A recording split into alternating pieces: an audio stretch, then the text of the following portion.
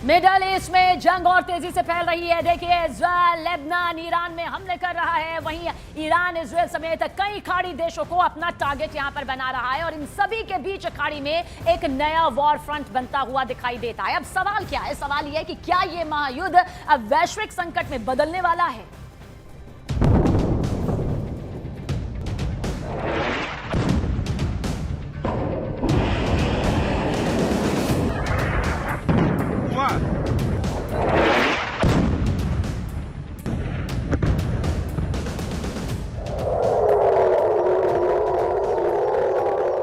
Jordan में siren alert पर US airbase.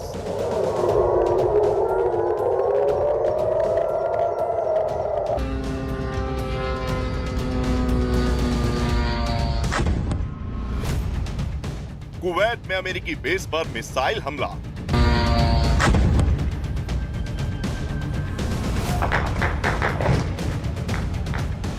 धमाकों से गूंज उठी मनामा की रात।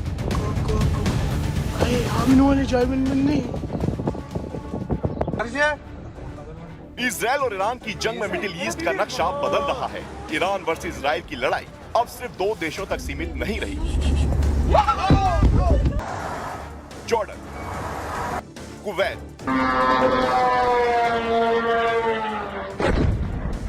बहरीन, कतर, सऊदी और लेबनान तक युद्ध की आग फैल गई और खाड़ी में बन गया नया वॉर फ्रंट।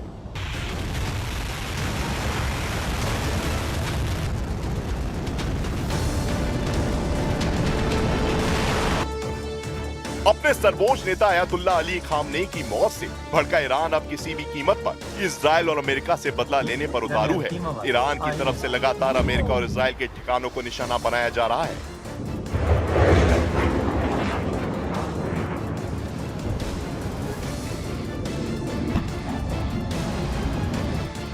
जॉर्डन और कुवैत में अमेरिका के सैन्य ठिकानों पर ईरान ने जोरदार हमले किए, तो वहीं इजराइल के तेल अवीव में केमिकल फैक्ट्री को भी निशाना बनाया। इरबिल में होटल पर ईरान ने ड्रोन हमला किया क्योंकि वहां पर भी अमेरिकी सैनिकों के छिपे होने की जानकारी सामने आई थी।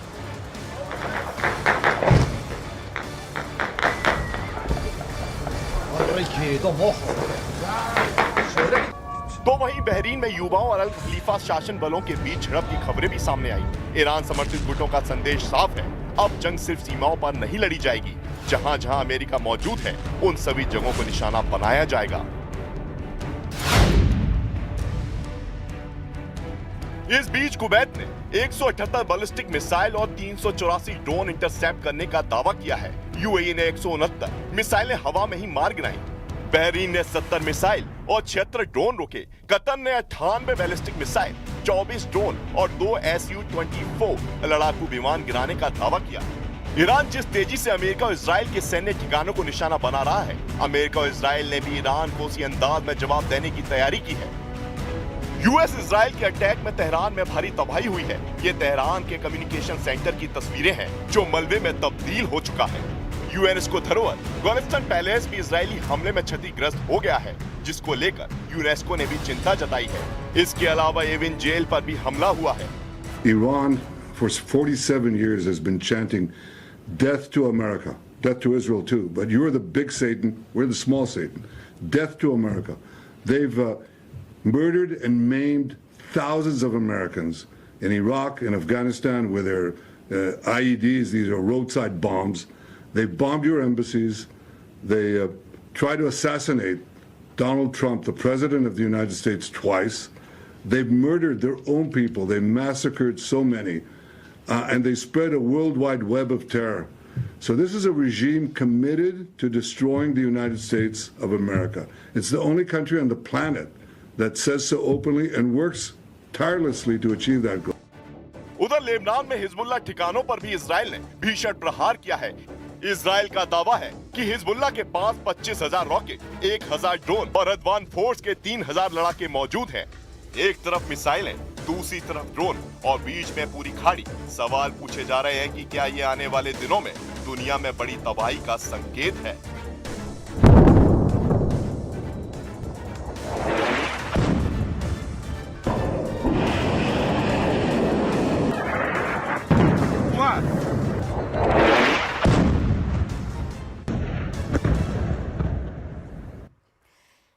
देखिए, विनाश तो हो रहा है और ये विनाश भयंकर है। इसी से जुड़ी हुई वॉर ब्रेकिंग के जरिए आप तक ये खबर पहुंचा देते हैं, जहां ईरान में 787 लोगों की मौत का बड़ा दावा किया गया है। दरअसल अमेरिका इजराइल का जो ये जॉइंट हमला सामने आ रहा है, उसमें 787 लोगों की मौत का दावा है और बताया जा रहा है कि 153 शहरों में 1000 से ज्यादा हमले हुए हैं, जिसमें ईरान के नेतांज न्यूक्लियर फैसिलिटी को भारी नुकसान यहां पर पहुंचा है।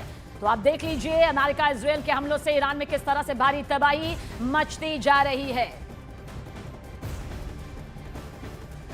तो ईरान को नुकसान हो रहा है। हालांकि ईरान जो है वो लगातार हमले कर रहा है और वो जानता है कि इन हमलों के बगैर वो कभी भी अपने आप को कुछ वक्त के लिए यहां पर टिका नहीं पाएगा, इसलिए भयंकर हमले मिसाइल और ड्रोन के जरिए। लेकिन इस बीच ईरान, इजराइल और अमेरिका के बीच जारी जंग आखिर कितने दिन चलेगी, कुछ भी कयास लगाना बेहद मुश्किल है।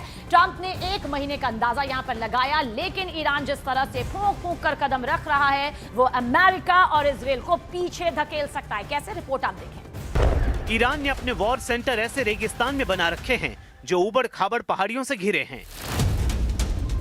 डिफेंस इन डेप्थ की यही रणनीति ट्रंप आर्मी का सिरदर्द बन गई है।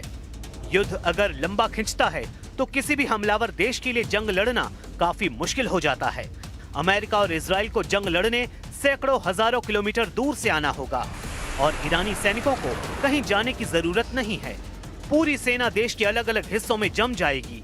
ये युद्ध का काफी कारगर तरीका है।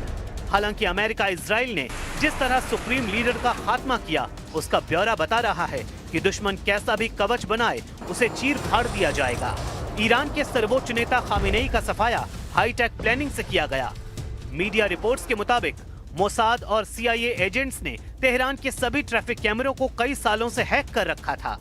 इसमें से तेहरान की पास्टर स्ट्रीट के पास एक खास कैमरा सबसे अहम साबित हुआ। इजराइल, अमेरिका ने खामेनेई के बॉडीगार्ड्स की हर आदत पर नजर रखी। कौन गार्ड किसे सुरक्षा देता है, उसका पूरा डेटा तैयार किया गया। बॉडीगार्ड के घर का पता, ड्यूटी टाइम, आने जाने का रूट सब रिकॉर्ड किया गया। खामेनेई के साथ रहने वालों की गाड़ियां जहां पार्क होती हैं, उस कंपाउंड की रेकी की गई। इलाके के मोबाइल नेटवर्क में घुसपैठ कर सुरक्षा दस्ते की आपसी बातचीत सुनी गई। ऑपरेशन में इजराइल की यूनिट 8200 ने सिग्नल इंटरसेप्ट जुटाया। अमेरिकी इनपुट और human source support CIA agents ने किया। 28 सेकंड की सुबह तेहरान कंपाउंड में जब टॉप लीडरशिप जुटी तो सिर्फ 60 सेकंड में ऑपरेशन अंजाम दे दिया गया। अगर स्ट्राइक में 60 सेकंड की देरी होती तो ईरान के सभी टॉप लीडर बंकर में होते, लेकिन इजराइल बचने का मौका देता नहीं। तेहरान के बेते रहबरी में इतना बारूद झोंका गया कि पूरा इलाका खंडहर बन गया। इजराइल ने शेर की दहाड़ नाम से जिस ऑपरेशन को शुरू किया, उसके अब वर्ल्ड वॉर बनने की भविष्यवाणी की जा रही है, क्योंकि इजराइल ने दावा किया है कि ईरान एटम बम बनाने के बेहद करीब था। हमला न होता तो एटम बम बना भी लिया गया होता।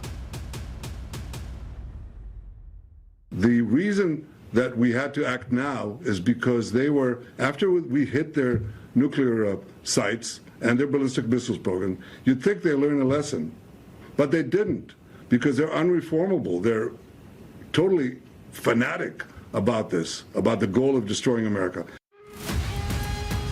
नेतन्याहू की ये बातें रूस को बिल्कुल भी पसंद नहीं आई हैं। पुतिन ने इजराइल से सबूतों की मांग कर दी है। रूस कह रहा है नेतन्याहू वो सबूत दें जिससे ये साबित हो कि ईरान ने एटम बम बनाने की कोशिश की। Ну и сама война.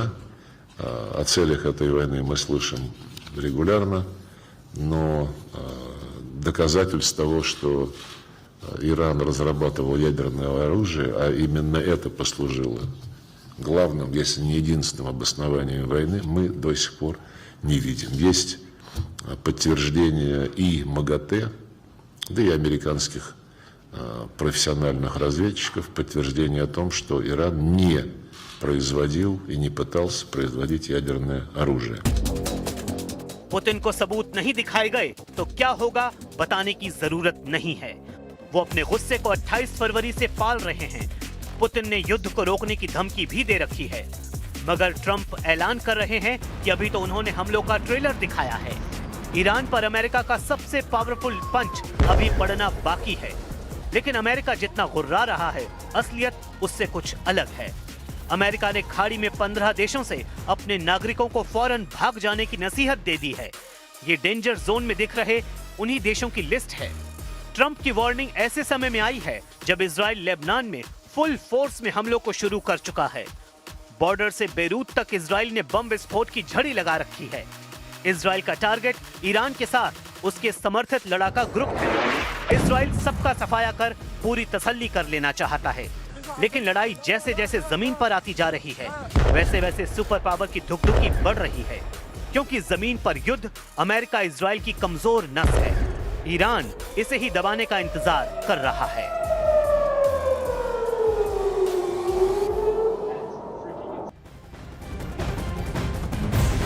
वॉर ब्रेकिंग ऐप तक पहुंचा दे। लेबनान में इजराइल का सबसे बड़ा हमला सामने आया है। हिजबुल्ला के ठिकानों पर आईडीएफ की एयर स्ट्राइक और यहीं पर इजराइल के हमले में लेबनान के 6 लोगों की मौत की भी खबर। हमलों में लेबनान में मरने वालों की संख्या 50 हो गई है। आईडीएफ की एयर स्ट्राइक आप देख लीजिए किस तरह से लेबनान में मौत का यह आंकड़ा बढ़ता जा रहा है। जैसे ही लेबनान की एंट्री इसमें हुई उसके बाद टारगेट सीधा हिजबुल्ला के ठिकानों को किया गया, लेबनान को यहां पर किया गया। महायुद्ध का 5वां दिन, भयंकर भयानक तस्वीरें युद्ध के मैदान से।